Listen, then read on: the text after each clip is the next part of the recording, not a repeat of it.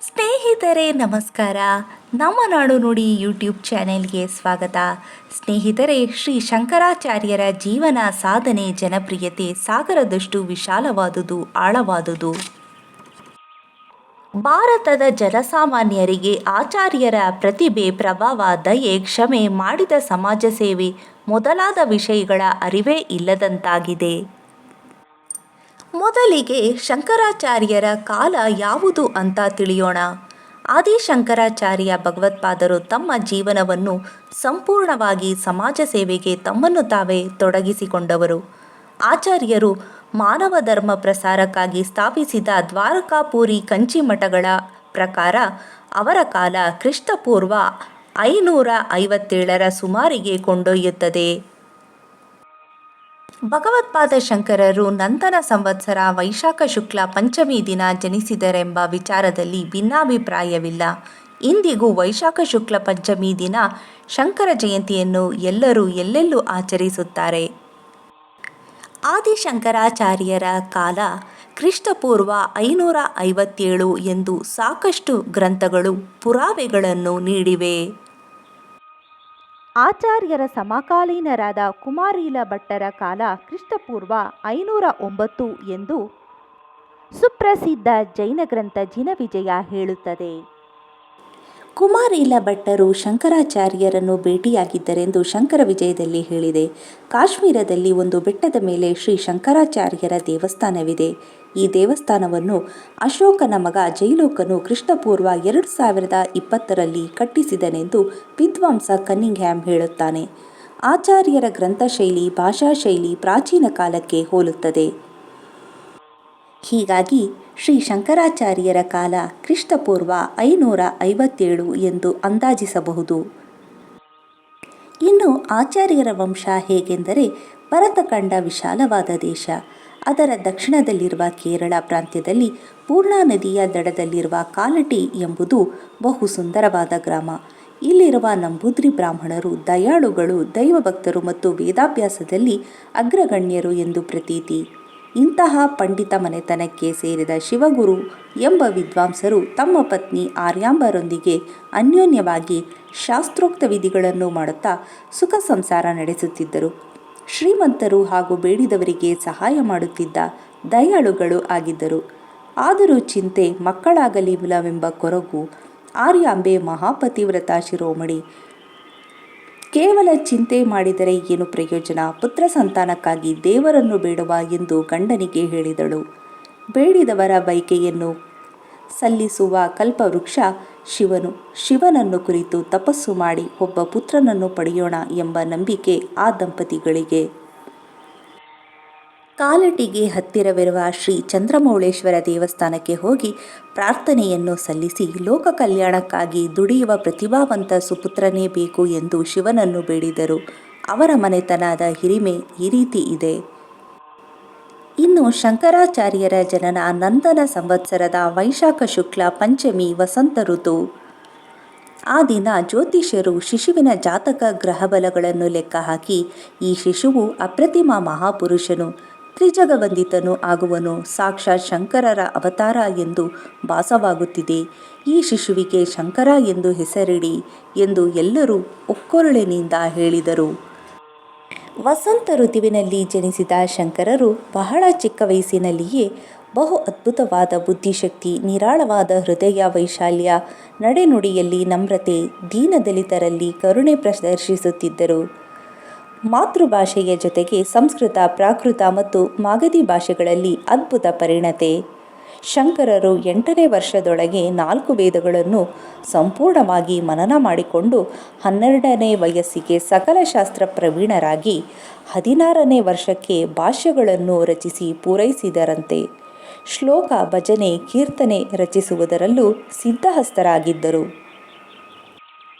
ಇನ್ನು ಶಂಕರಾಚಾರ್ಯರು ಸನ್ಯಾಸತ್ವ ಸ್ವೀಕರಿಸಿದ ಕಾಲದಲ್ಲಿ ಸಮಾಜ ಹೇಗಿತ್ತೆಂದರೆ, ವೈದಿಕ ಧರ್ಮದವರೇ ಆಗಿದ್ದ ಕೆಲವು ಪಂಗಡಗಳು ದುಷ್ಟ ಸಂಪ್ರದಾಯಗಳನ್ನು ಬೆಳೆಸಿಕೊಂಡು ಸಮಾಜಕ್ಕೆ ಕಂಟಕವಾಗಿದ್ದವು.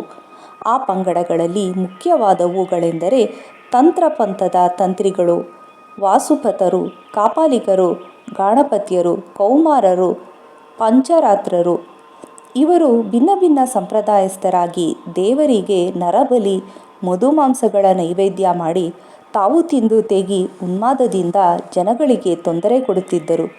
ರಾಕ್ಷಸೀ ಪ್ರವೃತ್ತರಾದ ಇವರು ಸದಾ ತಮ್ಮ ತಮ್ಮೊಳಗೆ ಜಗಳ ಮಾಡುತ್ತಾ ಶಾಂತ ವಾತಾವರಣವನ್ನು ಕದಡಿದ್ದರು. ಸದಾ ಜಗಳವಾಡುವುದು, ದೋಚುವುದು, ಕೊಲ್ಲುವುದು ಸಾಮಾನ್ಯವಾಗಿ ಹೋಗಿತ್ತು. ಸಾತ್ವಿಕರು ಬಾಳಲು ಬಹು ಕಠಿಣವಾಗಿತ್ತು. ಇವರಲ್ಲಿ ಒಂದೆರಡು ಪಂಗಡಗಳು ಸಾತ್ವಿಕ ಪೂಜೆ ಮಾಡುತ್ತಿದ್ದರೂ ಸಹ ವ್ಯವಹಾರದಲ್ಲಿ ಇತರರೊಡನೆ ಕಠಿಣವಾಗಿದ್ದರು. ಇನ್ನು ಶಂಕರರ ಪ್ರತಿಭೆಯನ್ನು ತಿಳಿದ ಋಷಿವರ್ಗದವರು, ಬುದ್ಧಿಜೀವಿಗಳು, ಇತರೆ ಜನಸಾಮಾನ್ಯರು ಎಲ್ಲರೂ ಇಂತಹ ಬೃಹತ್ ಕಾರ್ಯವನ್ನು ಸಾಧಿಸಿ ಇಡೀ ಮಾನವಕುಲವನ್ನು ಸುಸ್ಥಿತಿಗೆ ತರಲು ನಿರ್ಮಲ ಹೃದಯರು, ದಯಾಳುಗಳು, ಶಾಂತ ಸ್ವಭಾವದವರೂ ಆದ ಪಂಡಿತ ಶಂಕರರೊಬ್ಬರೇ ಸಮರ್ಥರೆಂದು ಒಮ್ಮತದಿಂದ ತೀರ್ಮಾನಿಸಿ ವಿಷಯವನ್ನು ಅವರಲ್ಲಿ ಅರಿಕೆ ಮಾಡಿಕೊಂಡು ಒಪ್ಪಿಸಿದರು. ಭಿನ್ನ ಭಿನ್ನ ಮತೀಯರ, ಉಗ್ರಗಾಮಿಗಳ, 10 ಪಂಗಡಗಳ, ಕೋಟ್ಯಾಂತರ ಜನರ ಮನವೊಲಿಸಿ ಅವರ ತಪ್ಪುಗಳನ್ನು ತಿದ್ದಿ ಅವರಿಗೆ ಮನವರಿಕೆಯಾಗುವಂತೆ ವೈದಿಕ ಶಾಂತಿ ಪಾಠವನ್ನು ಬೋಧಿಸಿ ಅವರೆಲ್ಲರೂ ಆತ್ಮಬಂಧುಗಳೆಂಬ ಅದ್ವೈತ ಜ್ಞಾನದ ಅರಿವು ಮೂಡಿಸಿ ಶಾಂತಿ ಸ್ಥಾಪನೆ ಮಾಡಬೇಕಾಗಿತ್ತು. ಇಂಥ ಕಠಿಣ ಕಾರ್ಯಗಳನ್ನು ಸಾಧನೆ ಮಾಡಬೇಕಾದರೆ ಜ್ಞಾನ, ಪೂರ್ಣ ಪ್ರಜ್ಞೆ, ಅಪಾರ ನಮ್ರತೆ, ತಾಳ್ಮೆ, ತ್ಯಾಗ, ಜನಭಕ್ತಿ, ಸೇವಾಕಾಂಕ್ಷೆ ತುಂಬಿ ತುಳುಕುತ್ತಿರಬೇಕು. ಜ್ಞಾನಜ್ಯೋತಿಯ ಹಿಡಿದು ದೇಶದ ಉದ್ದಗಲಕ್ಕೂ ಇರುವ ಹಳ್ಳಿ ನಗರ ಎಲ್ಲವನ್ನೂ ನಡೆದು ಸುತ್ತಾಡಿ ಜನಸಂಪರ್ಕ ಮಾಡಿಕೊಂಡು ಅವರ ಮನವೊಲಿಸಬೇಕಾಗಿತ್ತು. ಈ ಬೃಹತ್ ಕಾರ್ಯಕ್ಕೆ ಸಂಪೂರ್ಣ ತ್ಯಾಗವೇ ಆಧಾರ. ಆದ್ದರಿಂದ ಬಾಲಶಂಕರರು ನೆಮ್ಮದಿಯ ತಮ್ಮ ಮನೆಯನ್ನು ಬಿಟ್ಟು ಸನ್ಯಾಸಿ ದೀಕ್ಷೆ ಪಡೆಯಲು ಗುರುವನ್ನು ಹುಡುಕಿಕೊಂಡು ಕಾಲಟಿ ಗ್ರಾಮದಿಂದ ಉತ್ತರದ ಕಾಶಿಗೆ ಹೊರಟರು. ಊರು ಕಾಡು ನಡುದಾರಿಯಲ್ಲಿ ಕಾಲ್ನಡಿಗೆಯಲ್ಲಿ ಪ್ರಯಾಣ ಮಾಡುತ್ತಾ ಒಂದು ದಿನ ನರ್ಮದಾ ನದಿ ತೀರಕ್ಕೆ ಬಂದರು. ನರ್ಮದೆಯು ಶಾಂತವಾಗಿ ಹರಿಯುತ್ತಿದ್ದಾಳೆ. ಸುತ್ತಮುತ್ತಲೂ ಕಾಡು, ಶಾಂತ ವಾತಾವರಣ. ಅಕ್ಕಪಕ್ಕದಲ್ಲಿ ಮರಗಳ ಗುಂಪು.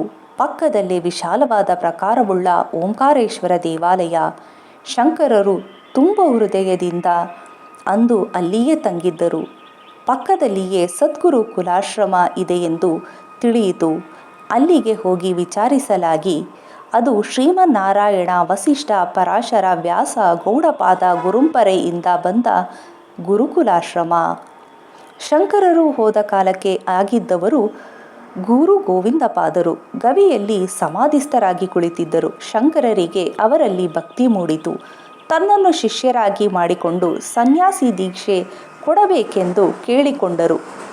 ಶಂಕರರ ಸತ್ವ ಪರೀಕ್ಷೆಯ ನಂತರ ಗುರು ಗೋವಿಂದಪಾದರು ಜ್ಞಾನ ದೀಕ್ಷೆಯಿಂದ ಈತನು ಸಾಮಾನ್ಯ ಬಾಲಕನಲ್ಲ, ಸಾಕ್ಷಾತ್ ಶಿವನ ಅವತಾರ. ಈಗ ಆಗಬೇಕಾದ ಮಾನವ ಕಲ್ಯಾಣಕ್ಕೆ ಈತನೇ ಸರಿ ಎಂದು ತಿಳಿದು ಸನ್ಯಾಸಿ ದೀಕ್ಷೆಯನ್ನು ಕೊಟ್ಟು ಶಂಕರಾಚಾರ್ಯರು ಎಂದು ಹೆಸರಿಟ್ಟರು. ಆದಿಶಂಕರರಿಗೆ ಅದ್ವೈತ ಪ್ರಜ್ಞೆ ಮೂಡುವ ಸಂದರ್ಭ ಹೀಗೆ. ಭೌತಿಕ ಶರೀರ ದೃಷ್ಟಿಯಿಂದ ಎಲ್ಲ ಶರೀರಗಳು ಒಂದೇ. ನೋವು, ನಲಿವು, ಆಶೆಗಳು ಎಲ್ಲರಿಗೂ ಒಂದೇ, ಎರಡಿಲ್ಲ. ಹಾಗೆಯೇ ಆತ್ಮ ಒಂದೇ. ಎಲ್ಲರಲ್ಲಿ ಎಲ್ಲೆಲ್ಲಿಯೂ ಇರುವ ಆತ್ಮ ಎರಡೆಂಬುದಿಲ್ಲ. ಎಲ್ಲರೂ ಆತ್ಮಬಂಧುಗಳು. ಈ ಸತ್ಯ ಸಂಗತಿಯನ್ನು ಕಾರ್ಯತಃ ತಿಳಿಸಲು ಒಂದು ಘಟನೆ ನಡೆಯಿತು. ಒಂದು ದಿನ ಶಂಕರಾಚಾರ್ಯರು ದಿನನಿತ್ಯದಂತೆ ತಮ್ಮ ಶಿಷ್ಯರೊಡನೆ ಸ್ನಾನಕ್ಕಾಗಿ ಗಂಗಾ ನದಿಗೆ ಹೋಗುತ್ತಿದ್ದರು. ದಾರಿಯಲ್ಲಿ ಒಬ್ಬ ಕೊಳಕು ಚಾಂಡಾಳನು ಭಯಂಕರ ರೂಪದಲ್ಲಿ 4 ನಾಯಿಗಳೊಡನೆ ಎದುರಾದ. ಅವನನ್ನು ಕಂಡ ಆಚಾರ್ಯರು ದೂರ ಹೋಗು ಅಂದರು. ಆಗ ಚಾಂಡಾಳನು, ಸ್ವಾಮಿ, ಏನು ದೂರ ಹೋಗಬೇಕು? ಯಾತರಿಂದ ದೂರ ಹೋಗಬೇಕು? ಶರೀರ ದೂರ ಹೋಗಬೇಕೋ ಆತ್ಮ ದೂರ ಹೋಗಬೇಕೋ ಎಂದು ಪ್ರಶ್ನೆ ಹಾಕಿದನು. ಎಲ್ಲ ಶರೀರಗಳು ವಿಜ್ಞಾನದಡಿಯಲ್ಲಿ ಒಂದೇ ಮೂಲ ವಸ್ತುವಿನಿಂದ ಆಗಿರುವುದರಿಂದ ಒಂದು ಶರೀರ ಮತ್ತೊಂದರಿಂದ ಯಾಕೆ ದೂರ ಹೋಗಬೇಕು? ಆತ್ಮವಾದರೆ ಅದು ಯಾತರಿಂದ ದೂರ ಹೋಗಲು ಸಾಧ್ಯ? ಅದ್ವೈತವಲ್ಲವೇ? ಹೀಗಿರುವಾಗ ಯಾವುದು ಹೇಗೆ ದೂರ ಹೋಗಬೇಕು? ದಯವಿಟ್ಟು ತಿಳಿಸಬೇಕು ಅಂದನು. ಕೊನೆಗೆ ಚಾಂಡಾಳನೇ ಹೇಳಿದನು, ಭೌತಿಕವಾಗಿ ಎಲ್ಲರೂ ಒಂದೇ, ಆಧ್ಯಾತ್ಮಿಕವಾಗಿ ಎಲ್ಲರ ಆತ್ಮವೂ ಒಂದೇ, ಎರಡೆಂಬುದಿಲ್ಲ. ಅಂತರಂಗ ಸತ್ಯದಲ್ಲಿ ಇವನು ಉತ್ತಮ, ಇವನು ಅಧಮ ಎಂಬ ಭೇದ ಭಾವ ಎಲ್ಲಿ ಬಂತು? ಗಂಗಾ ನದಿಯಲ್ಲಿ ಪ್ರತಿಬಿಂಬಿಸುವ ಸೂರ್ಯನಿಗೂ ಕೊಳಕು ಕುಂಟೆಯಲ್ಲಿ ಪ್ರತಿಬಿಂಬಿಸುವ ಸೂರ್ಯನಿಗೂ ವ್ಯತ್ಯಾಸವಿದೆಯಾ? ಈ ಎರಡು ಬಿಂಬಗಳಿಗೂ ಸೂರ್ಯ ಒಬ್ಬನೇ ಅಲ್ಲವೇ? ಅವನಿಗೆ ಕೊಳಕು ನೀರಿನಿಂದ ಸೋಂಕು ಎಲ್ಲಿ ಬಂತು? ಚಿನ್ನದ ಕಲಶದೊಳಗಿರುವ ಆಕಾಶಕ್ಕೂ ಮಡಿಕೆಯಲ್ಲಿರುವ ಆಕಾಶಕ್ಕೂ ಭೇದವಿದೆಯಾ? ಆತ್ಮನು ಸಚ್ಚಿದಾನಂದ ಸ್ವರೂಪ, ನಿತ್ಯ ನಿರ್ಮಲ. ಆಚಾರ್ಯರು ಚಾಂಡಾಳನ ಅದ್ವೈತ ತತ್ವ ನಿರೂಪಣೆಯನ್ನು ಕೇಳಿ ಸಂತೋಷಗೊಂಡು ಚಾಂಡಾಳನ ಪಾದಗಳಿಗೆ ನಮಸ್ಕರಿಸಿದರು. ಜ್ಞಾನೋಪದೇಶ ನೀಡಿದ ಗುರು ಯಾರೇ ಆಗಲಿ ಅವರಿಗೆ ನನ್ನ ವಂದನೆಗಳು ಎಂದು ಹೇಳಿದರು. ಹಾಗೆಯೇ ಕಣ್ಣು ಮುಚ್ಚಿ ತೆಗೆಯುವುದರೊಳಗೆ ಆ ಚಾಂಡಾಳನು ಶಿವನಂತೆಯೂ 4 ನಾಯಿಗಳು ಜ್ಞಾನಸಾರವಾದ 4 ವೇದಗಳಂತೆಯೂ ಭಾಸವಾಯಿತು. ಶ್ರೀ ಶಂಕರಾಚಾರ್ಯರು ಅಖಂಡ ಭಾರತಾದ್ಯಂತ ಪಂಚಲಿಂಗಗಳ ಪ್ರತಿಷ್ಠೆ ಮಾಡಿದರು. ಜಗದ್ಗುರು ಶಂಕರಾಚಾರ್ಯರು ಕೈಲಾಸದಿಂದ 5 ಸ್ಫಟಿಕಲಿಂಗಗಳನ್ನು ತಂದು ಪವಿತ್ರ ಕ್ಷೇತ್ರಗಳಾದ ಚಿದಂಬರಂ ಅಲ್ಲಿ ಮೋಕ್ಷಲಿಂಗವನ್ನು, ಕೇದಾರದಲ್ಲಿ ಮುಕ್ತಿಲಿಂಗವನ್ನು, ನೇಪಾಳದಲ್ಲಿ ನೀಲಕಂಠ ದೇವಸ್ಥಾನದಲ್ಲಿ ವರಲಿಂಗವನ್ನು, ಶೃಂಗೇರಿಯಲ್ಲಿ ಭೋಗಲಿಂಗವನ್ನು, ಕಂಚಿಯಲ್ಲಿ ಯೋಗಲಿಂಗವನ್ನು ಪ್ರತಿಷ್ಠಾಪನೆ ಮಾಡಿದರು. ಆಚಾರ್ಯರು ಪಾದಯಾತ್ರೆಯಲ್ಲಿ ದೇಶ ಎಲ್ಲ ದೇವಸ್ಥಾನಗಳಿಗೆ ಭೇಟಿ ಇತ್ತು ಪೂಜಿಸಿದರು. ಅವುಗಳಲ್ಲಿ ಕೆಲವು ರಾಮೇಶ್ವರ, ಚಿದಂಬರಂ, ಶ್ರೀಶೈಲ, ಗೋಕರ್ಣ, ನಾಸಿಕದ ತ್ರಯಂಬಕೇಶ್ವರ, ಸೋಮನಾಥ, ನೇಪಾಳದ ನೀಲಕಂಠ ಕ್ಷೇತ್ರ ಮೊದಲಾದವುಗಳು. ಪರಮಾತ್ಮನ ಆಕಾರ ಮಾನವನ ಕಣ್ಣಿಗೆ ಬ್ರಹ್ಮಾಂಡ. ಬ್ರಹ್ಮಾಂಡವನ್ನು ಗೋಳಾಕಾರದಲ್ಲಿ ತಿಳಿದ ಮಾನವನು ಬ್ರಹ್ಮಾಂಡ ಗೋಳಾಕಾರದಲ್ಲಿ ಎಲ್ಲ ಆಕಾರಗಳನ್ನು ಕಂಡ.